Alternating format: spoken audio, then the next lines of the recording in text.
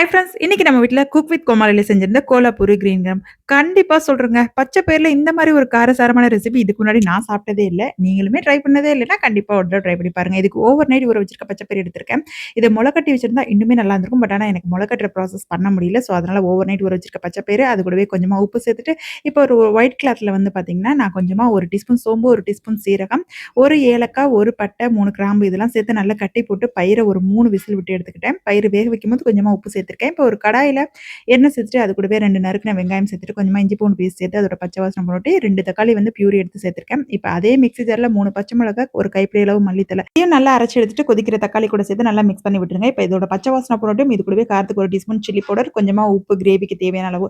Already பச்சை பயிர்ல உப்பு சேர்த்துருக்கோம். ஸோ பார்த்து சேர்த்துக்கலாம். அது கூடவே மல்லித்தூள், கரம் மசாலா இதெல்லாம் சேர்த்து நல்லா மிக்ஸ் பண்ணி விட்டு லிட் க்ளோஸ் பண்ணி ஒரு 10 டூ 15 மினிட்ஸ் கொதிக்க விட்டா நல்லா எண்ணெய் பிரிஞ்சு வரும்.